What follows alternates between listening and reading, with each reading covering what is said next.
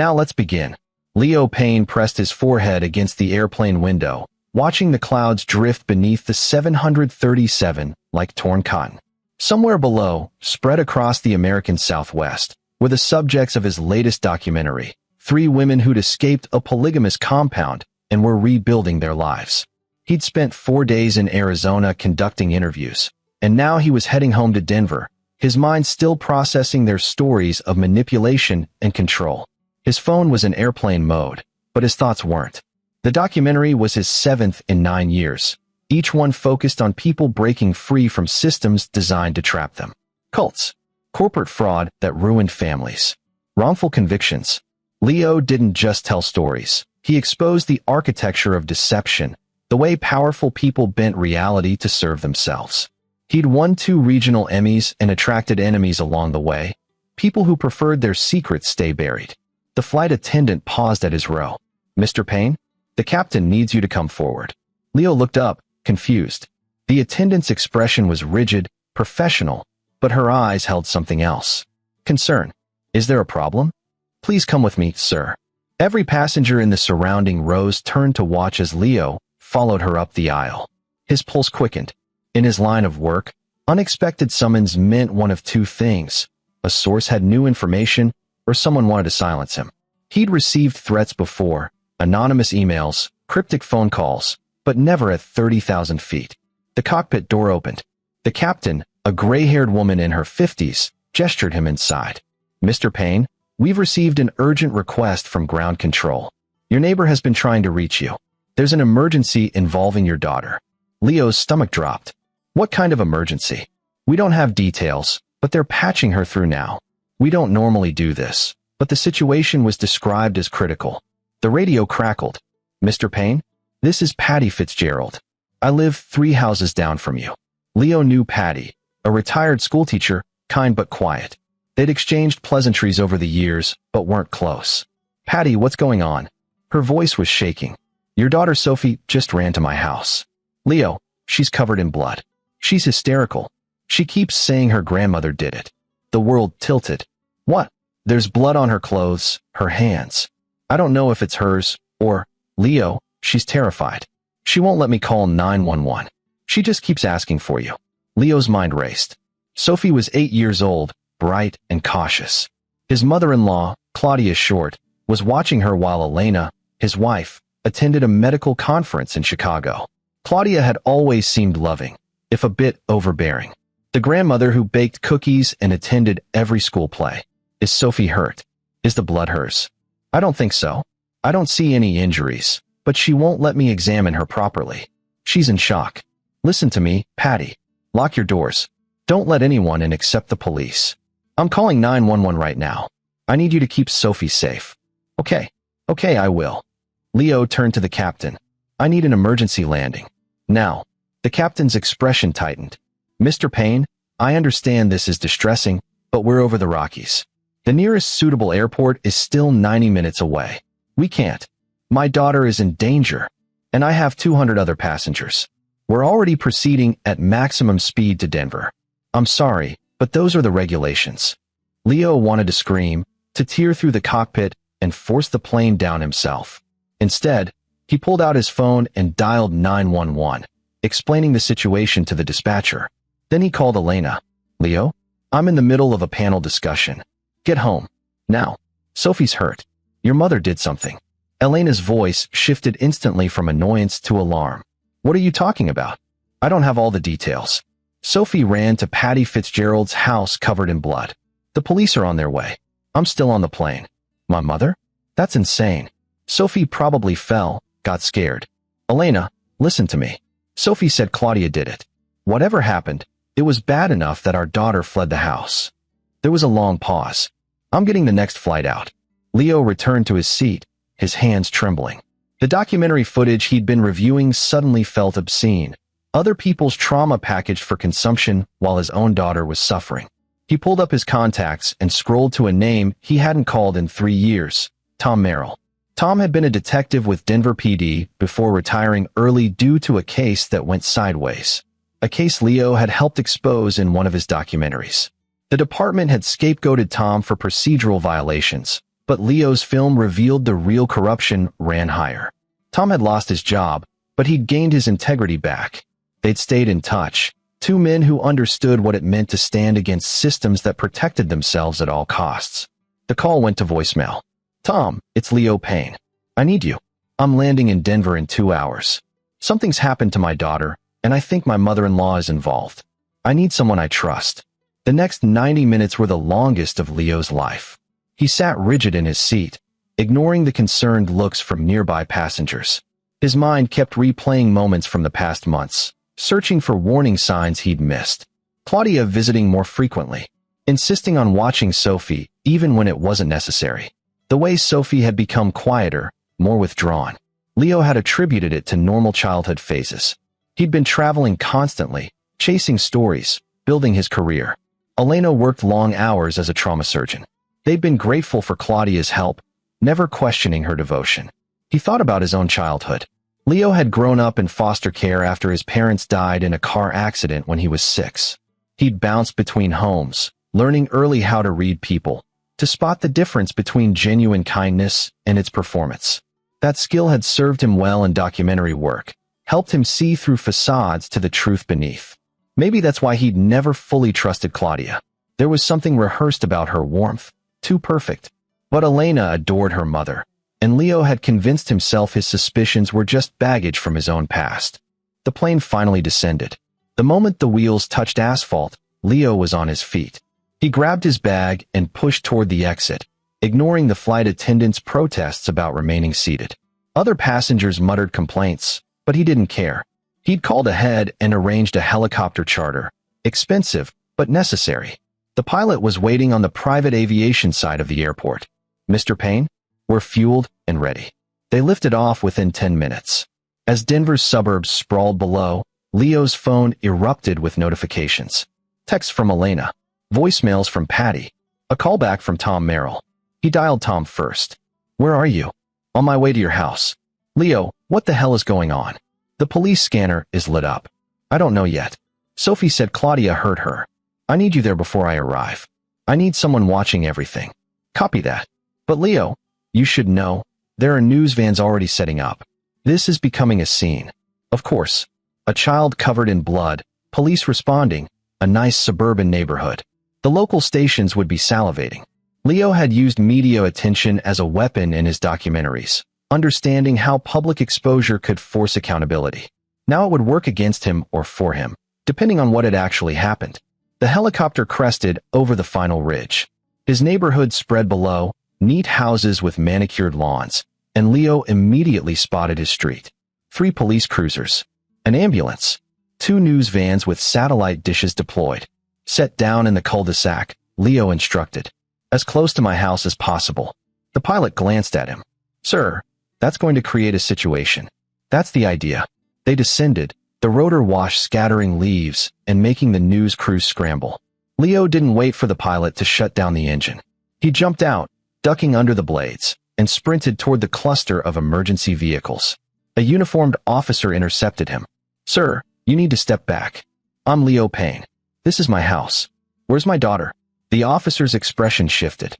"Mr. Payne, your daughter is safe. She's with Child Protective Services and a crisis counselor at your neighbor's residence. Your mother-in-law is inside your home with detectives." "What happened?" "I can't disclose details of an ongoing investigation." Behind the officer, Leo saw Tom Merrill standing near one of the police cars. Tom caught his eye and gave a subtle nod toward Patty Fitzgerald's house. Leo understood. Sophie was the priority. But as he started in that direction, the front door of his own house opened. 2 detectives emerged, and between them walked Claudia Short. Leo stopped, his breath catching. Claudia looked small, fragile, her silver hair perfectly styled, wearing one of her cardigans and sensible shoes. She was crying, dabbing at her eyes with a tissue. The picture of a grandmother devastated by circumstances beyond her control. "Leo," Claudia called out when she saw him. Her voice cracked with emotion. "Thank God you're here. It was horrible. I don't know what happened. She just attacked me." The detectives were listening to her, sympathetic. One even had a hand on her shoulder, comforting her. Leo felt rage build in his chest, but he forced himself to stay calm. This was Claudia's play, cast herself as the victim, paints Sophie as disturbed. He'd seen this pattern before in his work, abusers who weaponized empathy, who instinctively understood how to manipulate perception. He walked past them without a word and headed for Patty's house. Behind him, he heard Claudia call out again, her voice pitiful.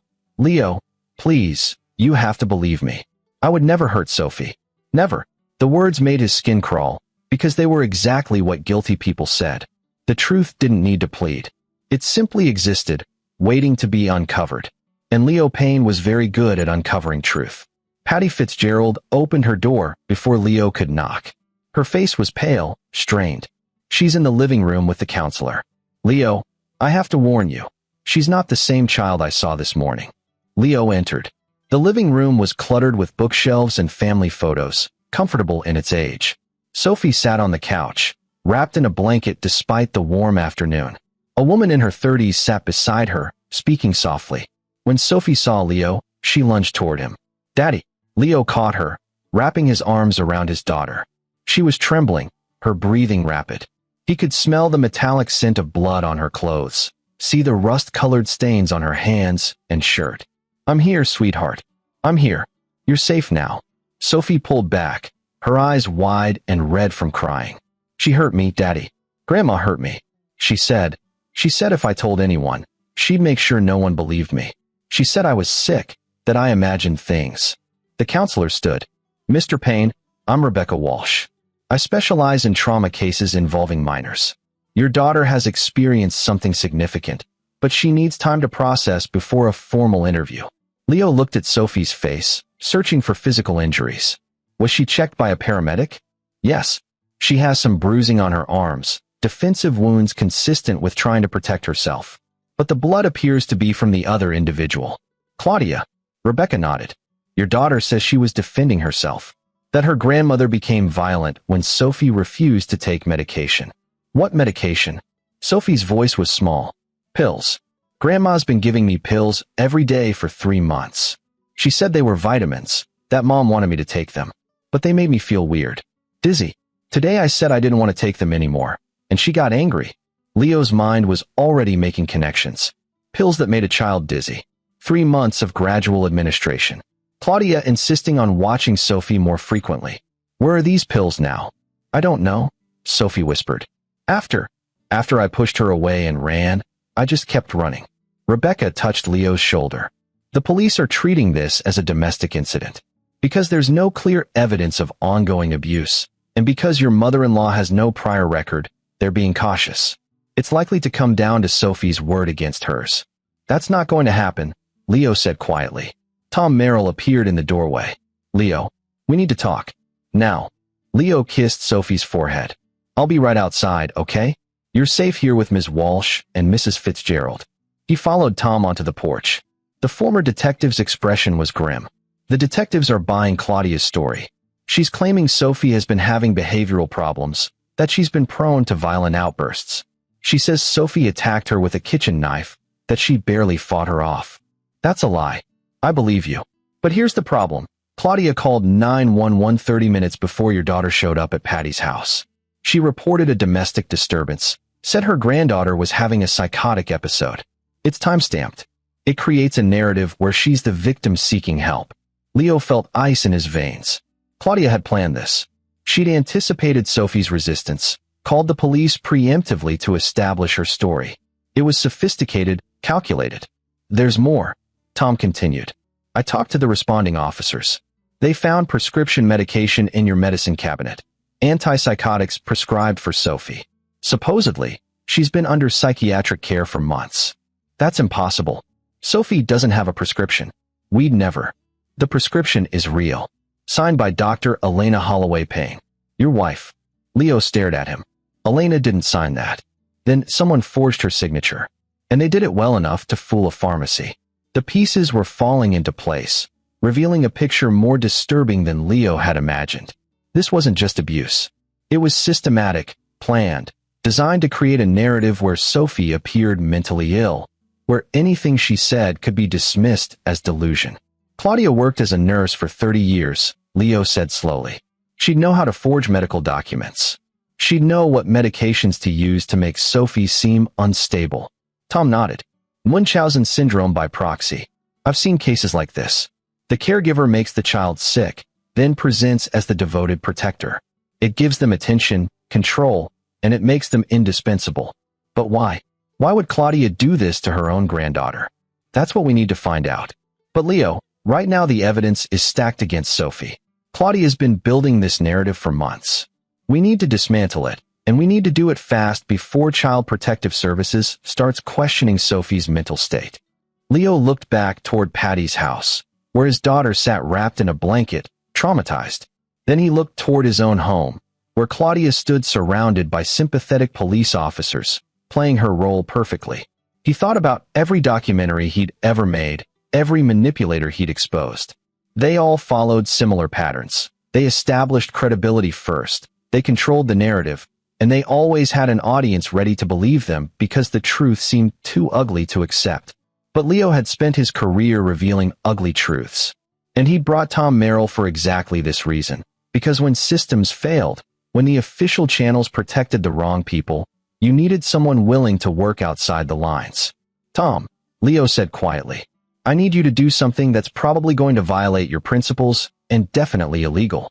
Tom looked at him steadily. What do you need? I need you to break into my house tonight and find those pills. I need to know exactly what Claudia's been giving Sophie. And I need you to find any other evidence she might be hiding. Documents, recordings, anything that proves this was planned. If I get caught, you won't.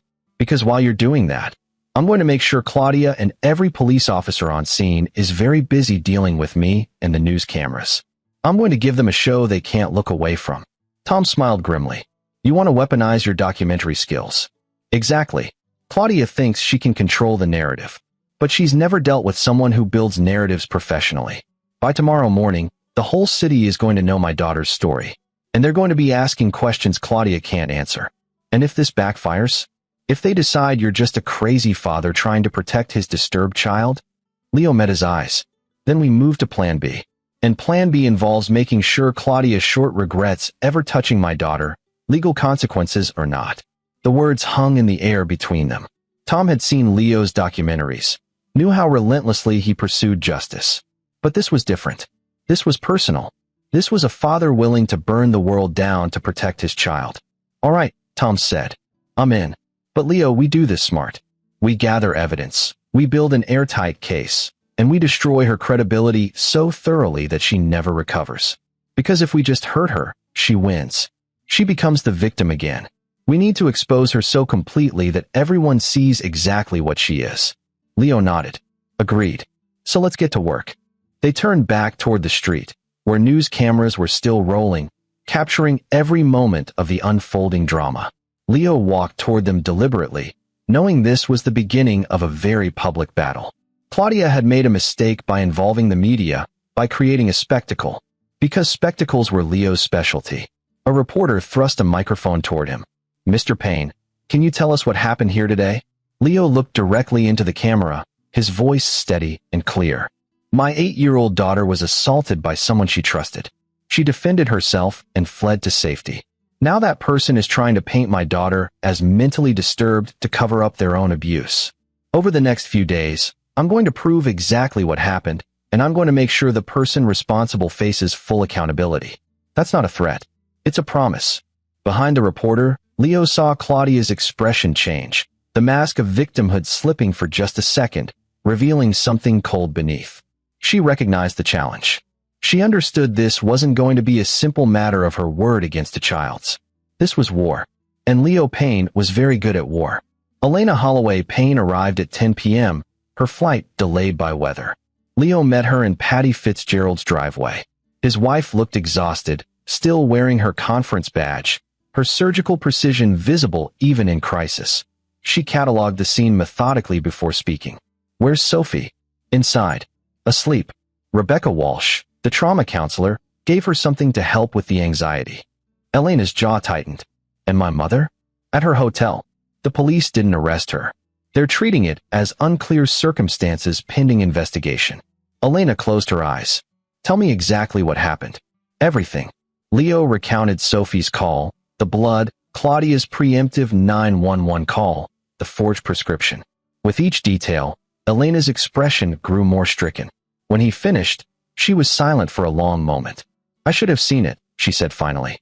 My mother, she was always intense when I was growing up. Overprotective.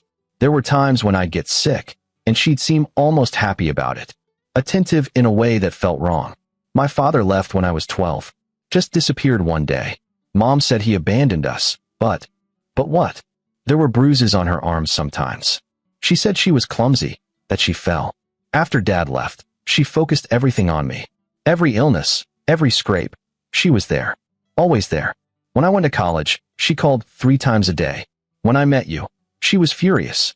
Said you'd take me away from her. Leo took Elena's hand. Did she ever hurt you? Not directly, but there were times I felt sick, dizzy, couldn't concentrate. It got worse when I tried to be independent, better when I stayed close to her. I thought it was anxiety. But what if she was dosing me too? What if she's been doing this for decades? The implication was staggering. If Claudia had been poisoning her own daughter to keep her dependent, to maintain control, then Sophie wasn't her first victim. She was just the latest. I need to see my daughter, Elena said. Inside, Sophie was curled on Patty's guest bed, her breathing slow and steady. Elena sat beside her, gently brushing hair from Sophie's face. I'm so sorry, baby. I'm so sorry I didn't see it. Leo left them alone and went back outside where Tom was waiting by his car. It's midnight. The street's finally clear. Police patrols will pass by hourly. You've got maybe 45 minutes. Tom had changed into dark clothes, his lockpick set in his jacket. I'm going in through the back. Your home security system. Disabled it remotely.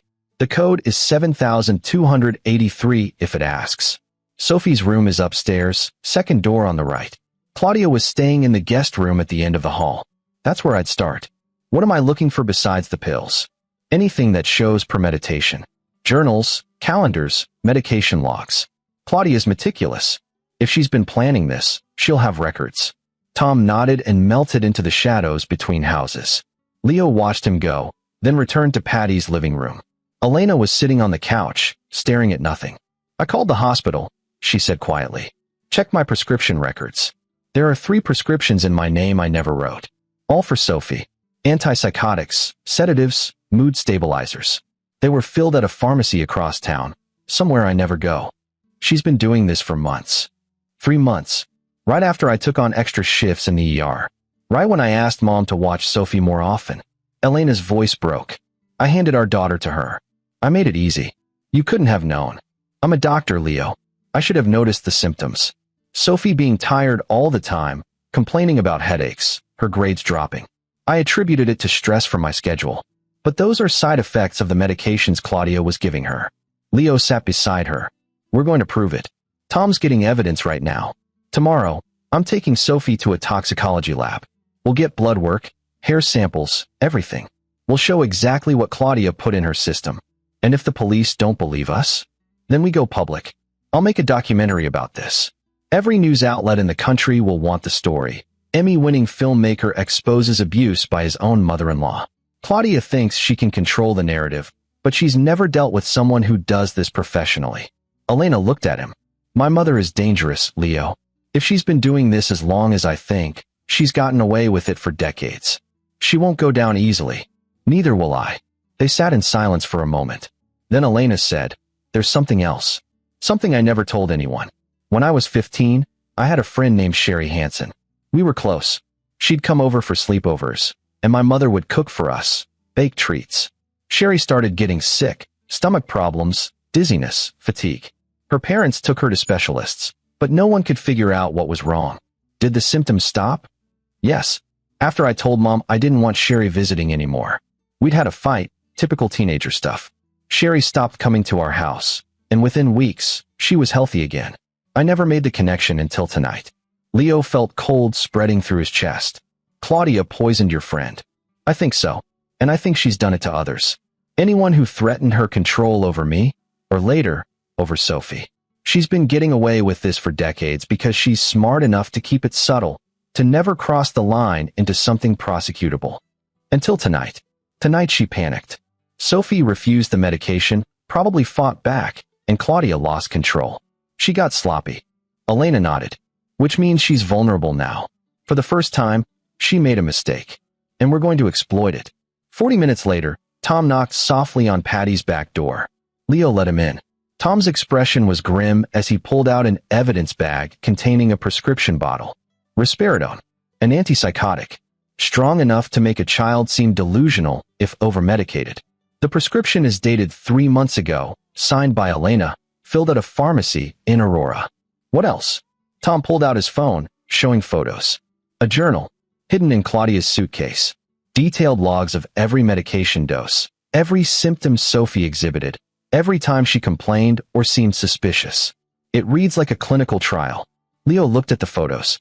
Claudia's handwriting was neat, almost cheerful as she documented her granddaughter's deterioration. This is premeditation. This proves she knew exactly what she was doing. There's more. Tom swiped to another photo. Pages about Elena. Going back decades. Medications Claudia gave her as a child, symptoms observed, how Elena responded to different doses.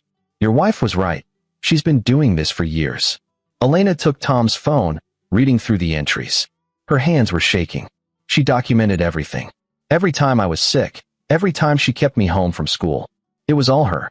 She made me dependent on her. And she was doing the same thing to Sophie, Leo said. Creating a situation where Sophie would seem unstable, where Claudia would be the indispensable caregiver. Tom put the evidence bag on the table. This is enough to prosecute. We take this to the DA tomorrow, along with Sophie's testimony and medical evidence. Claudia goes to jail. But Leo was shaking his head. That's not enough. Leo, she gets a good lawyer. She's out in 5 years. Maybe less if she plays the sick elderly woman card. She gets to live out her life with the possibility of freedom while my daughter has to live with trauma. That's not justice. Elena looked at him. What are you thinking? Leo stood and walked to the window, looking out at his dark house. Claudia's entire identity is built on being the devoted mother and grandmother. She craves admiration, respect. That's why she does this. It makes her feel necessary, important. Taking that away from her, destroying her reputation so completely that everyone knows what she is, that's worse than prison. A documentary, Elena said. Not just a documentary. A complete exposure. Medical experts explaining Munchausen by proxy. Interviews with Sophie, with you about your childhood. Evidence of the poisoning. Claudia's journal entries read aloud. By the time I'm done, her name will be synonymous with abuse. She'll never be able to show her face in public again. Tom leaned against the counter. The DA might not like you releasing evidence publicly. Then we give them first crack. We hand over everything, let them file charges. While that's pending, I release the documentary.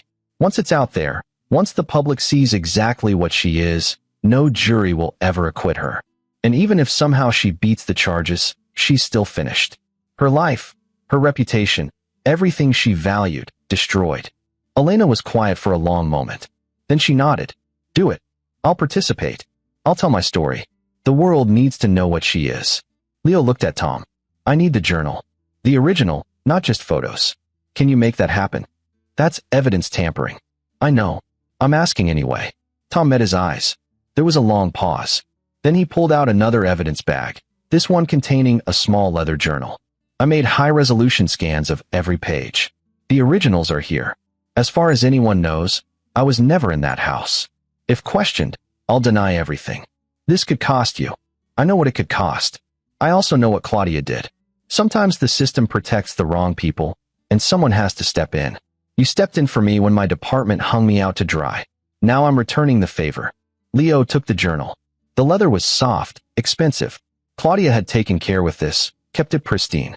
Inside were years of abuse, documented in neat handwriting. It was damning.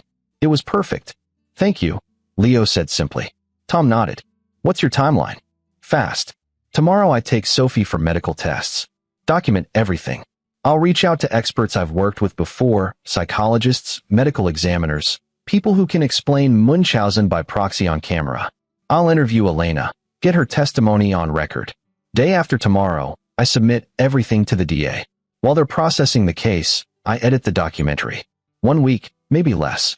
Then it goes live on every platform I can access. Claudia will see it coming. She might run. Let her run. That just makes her look guilty. And wherever she goes, this will follow her. There's no hiding from the internet. Elena stood. I need to check on Sophie. Make sure she's sleeping peacefully. After she left, Tom said quietly, "You know this is going to get ugly. Claudia's not going to just accept exposure. She'll fight back. I'm counting on it. Every defense she makes, every lie she tells, I'll document it all. The more she struggles, the more obvious her guilt becomes. She's trapped, and she doesn't even know it yet. And if she tries to hurt Sophie again?" Leo's expression hardened. "Then we move past documentation and into protection. I've got resources, Tom. People I've worked with over the years, sources who owe me favors. If Claudia becomes a threat, she'll disappear into a legal nightmare that never ends. Investigations into her past, her medical career, every patient she ever treated, will make her life so miserable she'll beg for jail just to escape scrutiny." Tom smiled slightly. "You've really thought this through. I've spent 10 years documenting how powerful people escape consequences. I learned from the best manipulators, the smartest criminals. The difference is, I'm using those techniques for justice, not exploitation. Claudia taught me something valuable tonight. She showed me that the system can be gamed if you're smart and patient. So I'm going to game it right back, using her own methods against her." "You're playing a dangerous game." "No," Leo said. "I'm fighting a war, and I don't lose wars." The next morning, Leo took Sophie to a private toxicology lab he'd used for previous documentary work. The technicians drew blood, collected hair samples, and performed a comprehensive screening. By afternoon, they had preliminary results. Dr. Harold Hughes, the lab director, called Leo into his office. "Mr. Payne, your daughter has significant levels of risperidone, lorazepam, and diphenhydramine in her system.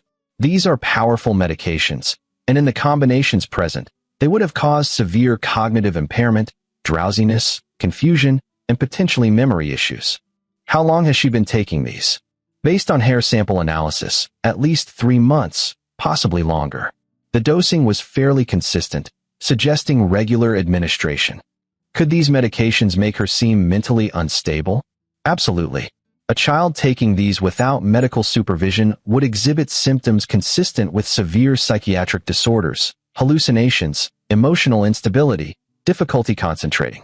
To an outside observer, she'd appear very sick."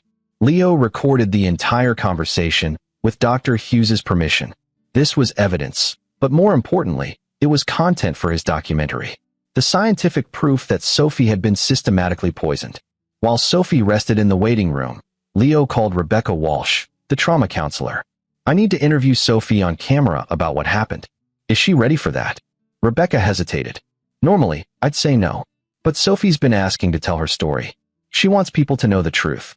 If you keep it gentle, let her control the pace, I think it could actually be therapeutic." "I'll be careful. This isn't about exploiting her trauma. It's about giving her a voice." That afternoon, in Patty Fitzgerald's living room, Leo set up a single camera on a tripod. Sophie sat on the couch, Elena beside her for support. Leo kept the questions simple, direct, letting Sophie speak in her own words.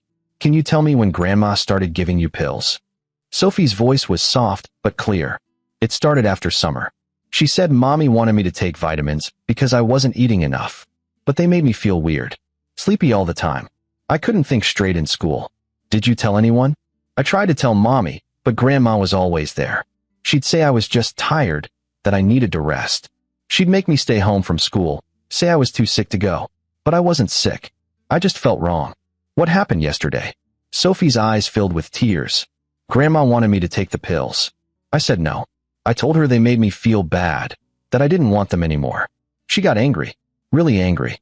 She grabbed my arm hard, tried to force the pills in my mouth.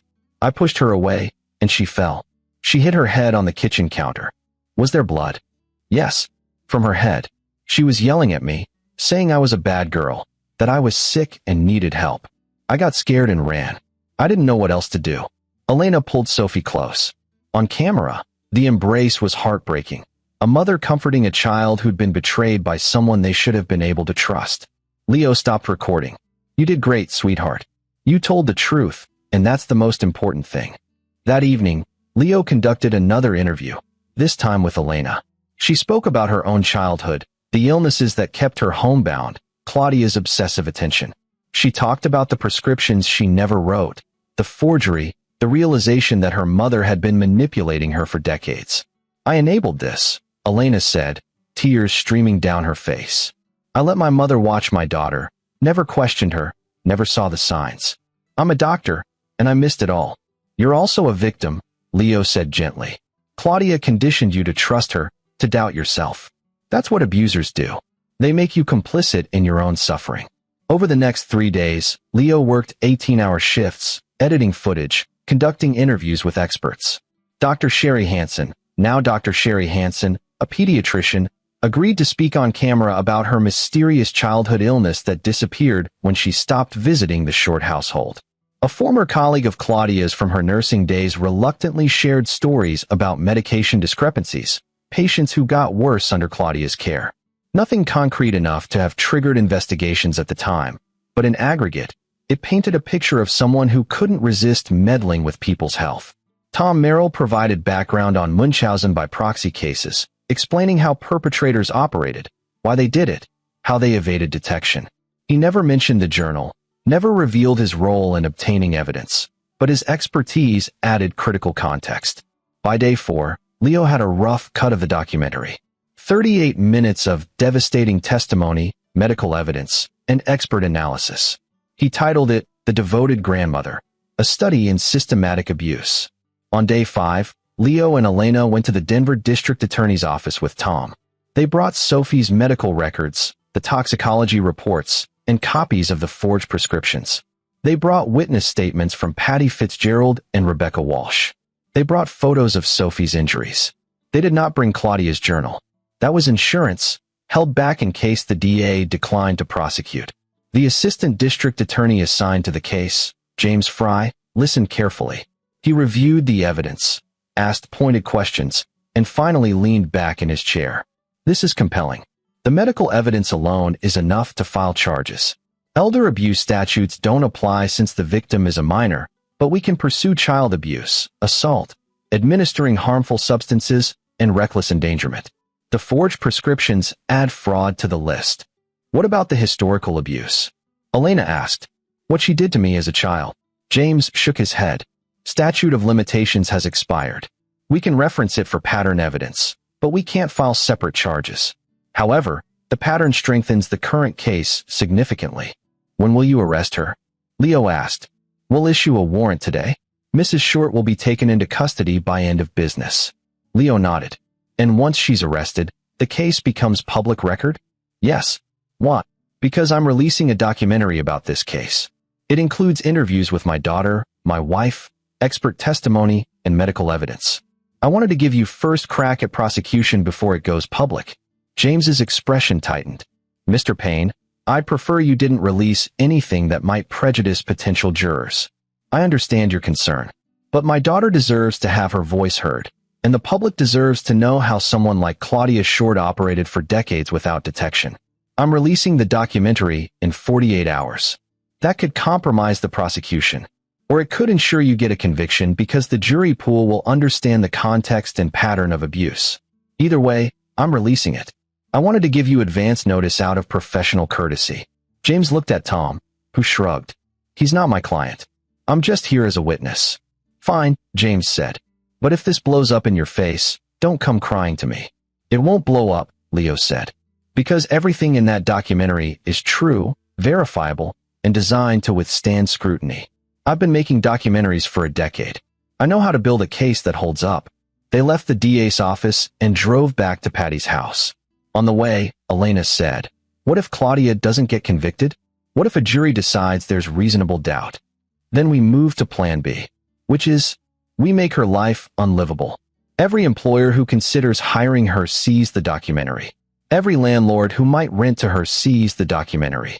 Every friend, every acquaintance, every person she tries to interact with, they all see the documentary. She becomes a pariah, unemployable, unhousable. She lives out her days in complete isolation, knowing that everyone knows what she is. Elena was quiet for a moment. That's cruel. Not as cruel as what she did to Sophie. Not as cruel as what she did to you. Claudia made choices. She chose to hurt people for her own gratification. Now she gets to live with the consequences. That evening, Claudia was arrested at her hotel. The booking photo showed her looking small and frightened, nothing like the composed grandmother from a week ago. Leo saw it on the local news and felt no satisfaction, only cold determination. The next day, Leo uploaded The Devoted Grandmother to YouTube, Vimeo, and his professional website. He sent copies to every news outlet in Denver, along with a press release. Within hours, it had been picked up by local stations. By the next morning, national outlets were calling. The documentary went viral. Within 48 hours, it had 3 million views. Comments poured in, thousands of them. Support for Sophie, rage at Claudia, questions about how this could have gone undetected for so long. News crews camped outside the jail where Claudia was being held. Her bail hearing became a media circus. When she appeared before the judge, flanked by her attorney, Bl00d, a defense lawyer known for representing difficult clients, she looked haggard, diminished. Blake argued for reasonable bail. "Your Honor, my client is a 67-year-old woman with no prior record. She's not a flight risk. The allegations, while serious, are disputed. We believe the evidence will show this is a misunderstanding blown out of proportion by a documentary that's been viewed millions of times." The judge interrupted. "Counselor, your client is accused of systematically poisoning her granddaughter. The medical evidence is substantial. I'm setting bail at $500,000. Blake's face reddened. "Your Honor, that's excessive." Motion denied. Next case. Claudia was returned to custody. As they let her out, she looked directly at Leo, who was sitting in the gallery. Her expression was no longer pitiful or frightened. It was pure hatred. Good, Leo thought. Let her hate me. Hatred means she's starting to understand she's not in control anymore. Over the next 2 weeks, Claudia's story dominated local news.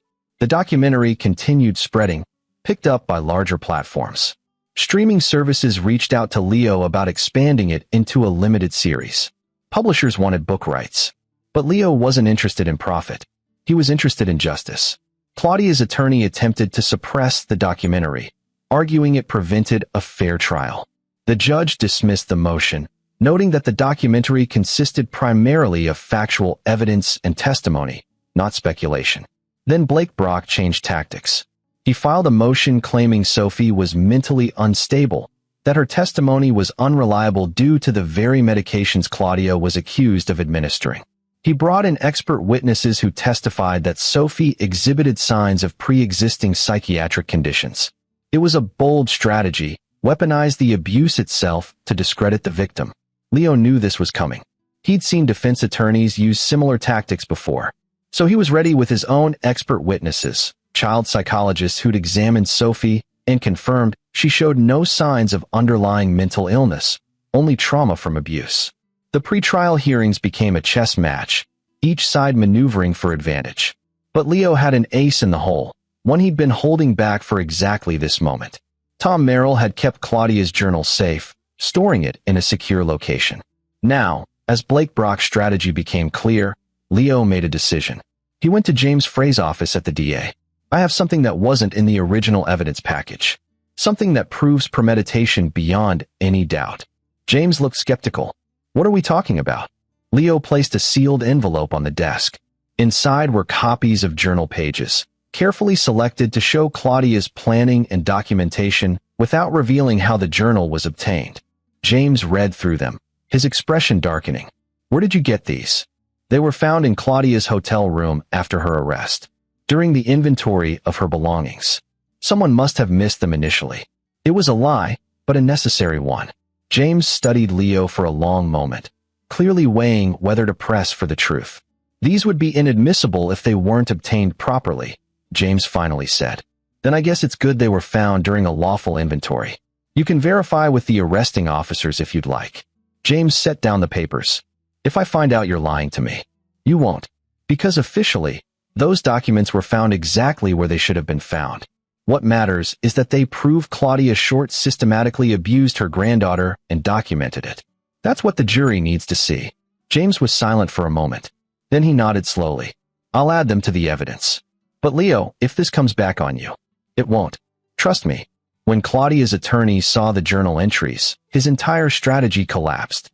Blake requested a continuance to review the new evidence. The judge denied it, noting that defense had already had ample time for discovery. The trial was set for 6 weeks out. In the meantime, Sophie was recovering. She saw therapists regularly, slowly processing her trauma. The medications had cleared her system, and she was bright again, engaged, herself. One evening, she asked Leo, "Daddy, will Grandma go to jail?" "I think so, sweetheart." "Good. Because she hurt me, and people who hurt kids should be punished." The simplicity of it struck Leo. Sophie understood justice instinctively, even though she was just 8 years old. She knew that actions had consequences, that abuse couldn't be excused or explained away. "You're right," Leo said. "And I promise you, one way or another, Grandma will face consequences for what she did." "Are you going to make another documentary about this?" "Do you want me to?" Sophie thought for a moment. "I want other kids to know they can tell the truth. Even if adults don't believe them at first. I want them to know someone will listen. Then that's what I'll do." The trial began on a Monday morning in late summer. The courtroom was packed with media, spectators, and families of other Munchausen by proxy victims who'd reached out to Leo after the documentary aired.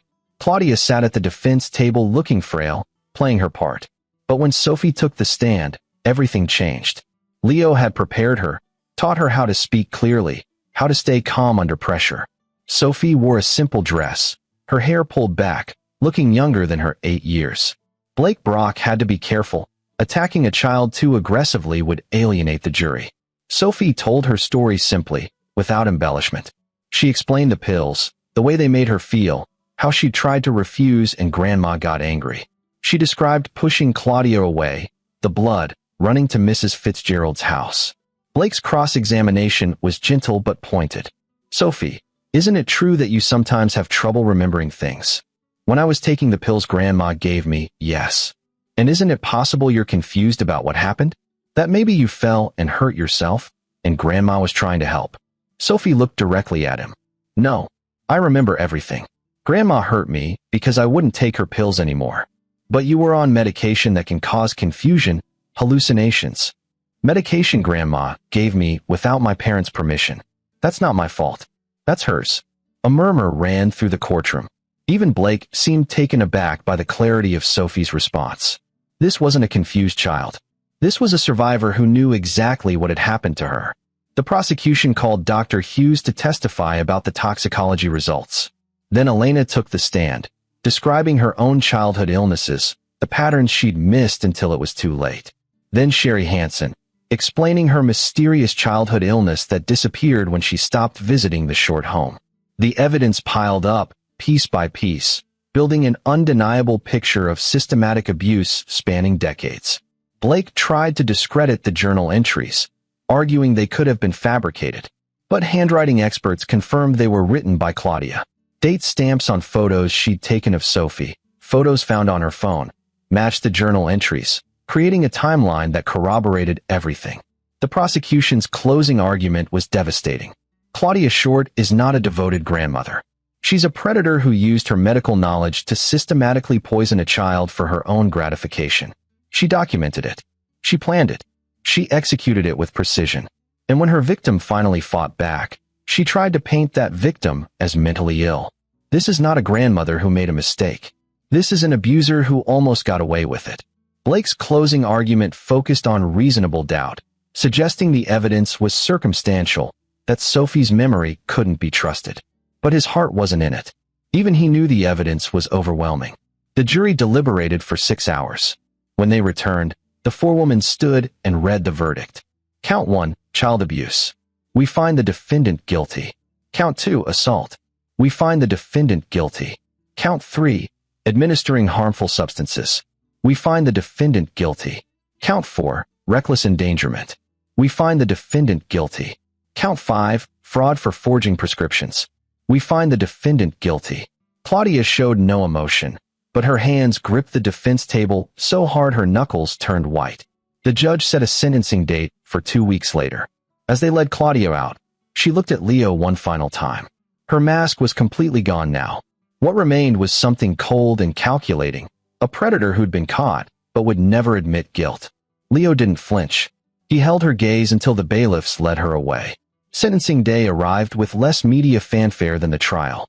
Most of the reporters had moved on to other stories. But Leo was there, sitting in the gallery with Elena and Sophie. Tom Merrill sat beside them. The judge reviewed Claudia's file. "Mrs. Short, You have been convicted of multiple serious crimes against your own granddaughter. The evidence showed a pattern of systematic abuse designed to make a child appear mentally ill.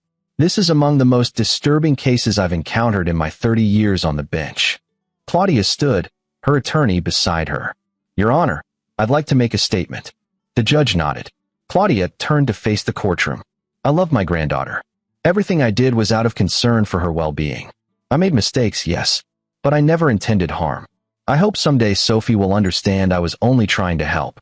The words were perfectly calculated, an admission of error without accepting guilt, playing the misunderstood grandmother until the very end. Sophie stood up. That's a lie. The judge looked surprised. Young lady. She's lying, Sophie said clearly. She didn't love me. She liked controlling me. She liked making me sick because it made her feel important. She wrote about it in her journal. She knew exactly what she was doing. Leo put a hand on Sophie's shoulder, but he didn't stop her. This was her moment. Sophie continued, and she'll never get to hurt me again, or anyone else, because everyone knows what she is now. That's what she really hates, not the punishment, but that people know the truth. The courtroom was silent. Claudia's expression flickered, just for a second, revealing rage beneath the grandmother mask. The judge cleared his throat. I'm not accustomed to hearing from victims at sentencing, but in this case, I think the young lady has earned the right to speak. Mrs. Short, based on the severity of your crimes and the pattern of abuse spanning decades, I'm sentencing you to 20 years in prison, with no possibility of parole for 15 years. Additionally, you'll be required to register as a child abuser, and you're prohibited from any contact with minors for the rest of your life. 20 years. At 67, Claudia would be 87 before she could even hope for parole. Effectively, a life sentence. As the bailiffs approached to take her into custody, Claudia finally broke. This is wrong. I'm not a criminal. I'm a victim of a media witch hunt. That documentary, it poisoned everyone against me. The judge's expression hardened. Mrs. Short, the documentary simply presented evidence. It was your own actions, documented in your own handwriting, that convicted you. Take her away.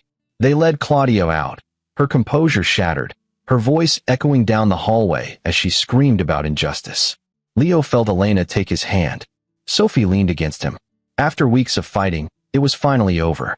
Outside the courthouse, reporters were waiting. Leo made a brief statement. Justice was served today.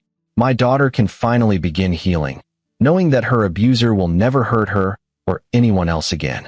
I hope this case raises awareness about Munchausen syndrome by proxy and encourages other victims to come forward. That evening, Leo, Elena, and Sophie had dinner at home for the first time since the incident.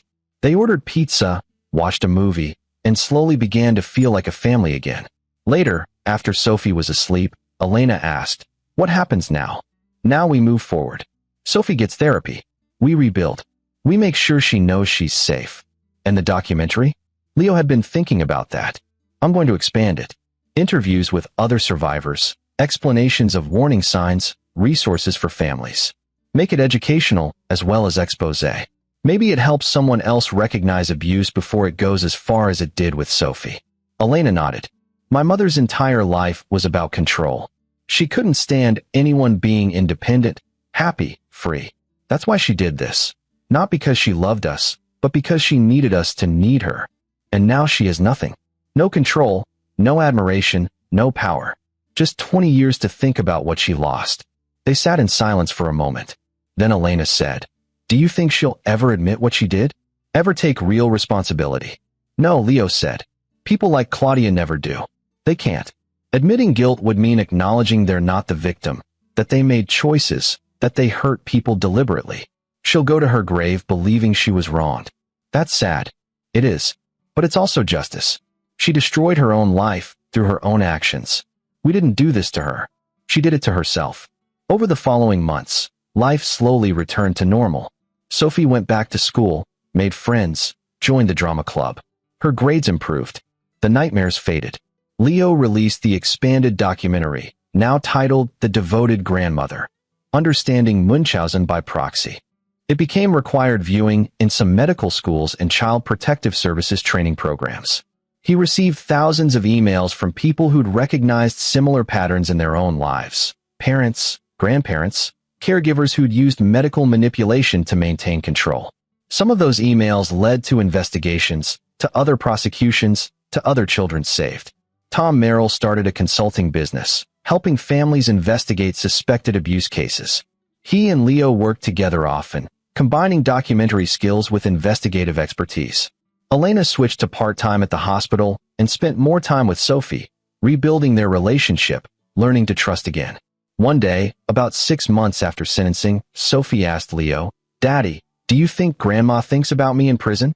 Leo considered the question carefully. "Maybe. But Sophie, what matters isn't what she thinks. It's what you think. Are you okay?" Sophie nodded. "I'm okay. I'm safe now.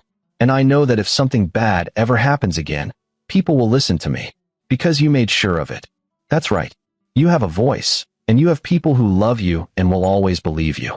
Sophie smiled. "I'm glad you came back from that plane trip. Even though it was scary." "Me too, sweetheart. Me too." Later that night, Leo stood in his home office, looking at the awards on his shelf. Emmys, journalism prizes, recognition for his documentary work. They'd meant something once. But they meant less now than the sound of Sophie laughing in the next room, healthy and safe. He opened his laptop and looked at his current project, a film about corporate malfeasance in pharmaceutical companies. Important work, work that mattered. But he found his attention drifting to another folder, one labeled Personal Projects.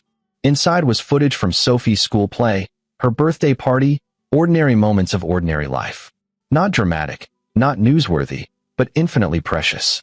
Leo realized that his career had been about exposing the extraordinary evil people did to each other. But the real victory was in protecting the ordinary goodness, the simple joy of a child who felt safe, a family that trusted each other, a life lived without fear. Claudia had tried to destroy that goodness. She'd failed, and Leo Payne had made absolutely certain she'd never get another chance.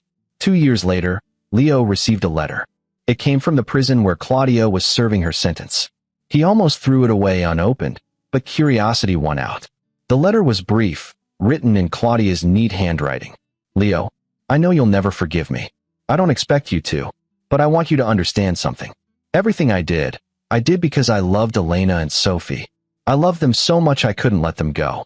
That love became twisted. I see that now. It became about control rather than care. I've had a lot of time to think in here. I've gone through therapy, been diagnosed with disorders I didn't know I had. The doctors say I created dependency because I was terrified of being alone, of being useless. They're probably right. I'm not asking for forgiveness. I just want you to know that I understand now what I did to my daughter and granddaughter. I destroyed the people I loved most because I couldn't handle the idea of them not needing me. You won. You got justice. But I also lost. I lost my family, my freedom, my future. And I deserve it. Tell Sophie I'm sorry. Not because it will change anything, but because it's true. Claudia." Leo read the letter twice. Then he folded it carefully and put it in a drawer. He didn't respond. Claudia wasn't owed his validation or acknowledgement. But he did keep the letter, because it was evidence that even people like Claudia could eventually face what they'd done. It didn't erase the harm. It didn't undo the trauma. But it showed that truth, relentlessly pursued and publicly exposed, had power. That night, Leo told Elena about the letter. She read it silently, tears streaming down her face. "Do you think she means it?" Elena asked. "Does it matter?" Elena thought for a moment. "Maybe not. The damage is done. Sorry doesn't fix it." "No. But acknowledgement is something. Not for her, for us. It confirms everything we knew was true. She can't hide behind denial anymore." They burned the letter that evening in the fireplace. Not out of anger, but as a ritual of closure. Claudia's apology turned to ash, carried away up the chimney, gone. Sophie came downstairs, drawn by the firelight. "What are you burning?" "The past," Leo said. "Making room for the future." Sophie nodded sagely, as if this made perfect sense. Then she curled up between them on the couch, and they watched the flames together. Outside, Denver sprawled under a clear night sky. Somewhere in that city, other families were struggling with secrets, with abuse, with systems that failed to protect the vulnerable. But in this house, in this moment, there was peace. Leo had learned something through this ordeal. Justice wasn't just about punishment. It was about restoration, about taking back power from those who'd stolen it, about giving voice to those who'd been silenced. Claudia had tried to write the story of Sophie's life, to make her granddaughter a character in a narrative of dependency and sickness. But Leo had rewritten that story. He'd given Sophie the pen, let her tell her own truth, and amplified it so loudly that no one could ignore it. That was real victory. Not revenge, but reclamation. Years later, when Sophie was in college studying psychology, she asked Leo why he'd fought so hard for her. "Because you were my daughter and you needed me," Leo said simply. "Because the system was failing and someone had to step in. Because silence protects abusers, and I refuse to be silent." Sophie smiled. "I'm glad you didn't let her win. She was never going to win. Not against you. Not against the truth. Not against someone who loved you enough to fight." Do you think about her? Sometimes. Not with hate. Not with satisfaction. Just with the knowledge that she's exactly where she belongs. Sophie nodded. "I don't hate her either anymore. I just feel sorry for her. She had everything. A family who loved her. A granddaughter who adored her. And she threw it all away because she couldn't help herself. That's very mature of you." "Well, I had good teachers. You showed me that bad things happen, but you don't have to let them define you. You fight back, you tell the truth, and you move forward." Leo hugged his daughter. "That's exactly right." As Sophie walked away, Leo reflected on how much had changed. The frightened child covered in blood had become a confident young woman studying to help others. The devoted grandmother had become a forgotten prisoner. The documentary filmmaker had become a father who understood that some stories were more important than any film. And through it all, one truth remained constant, that when faced with evil, the choice was simple. You could look away, or you could fight. You could let fear silence you, or you could speak with such clarity that the whole world heard. Leo Payne had chosen to fight, and in doing so, he'd saved more than just his daughter. He'd saved his family, his integrity, and his belief that justice, however delayed or difficult, was always worth pursuing. Claudia Short died in prison 8 years into her sentence. Leo received notification from the Department of Corrections, but didn't attend any service.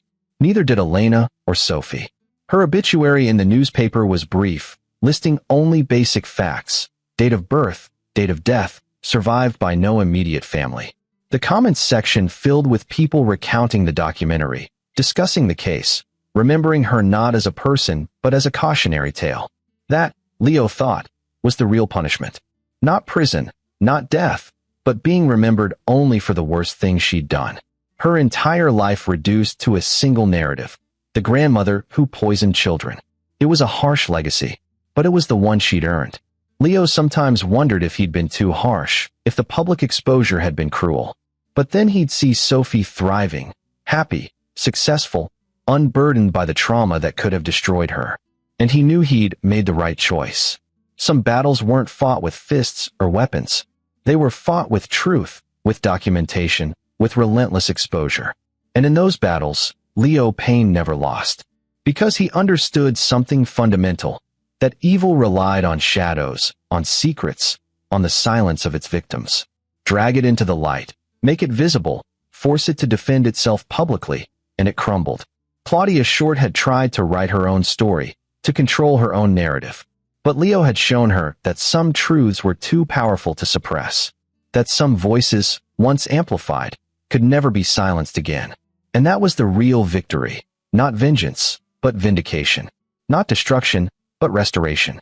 Not ending Claudia's life, but ensuring that Sophie's life could truly begin. In the end, Leo Payne did exactly what he'd promised. He made sure the person responsible faced full accountability. Not through violence, not through revenge, but through the most powerful weapon of all: the truth, told clearly and completely, where everyone could see it. And that truth had set them free. This is where our story comes to an end. Share your thoughts in the comments section. Thanks for your time. If you enjoy this story, please subscribe to this channel. Click on the video you see on the screen, and I will see you there.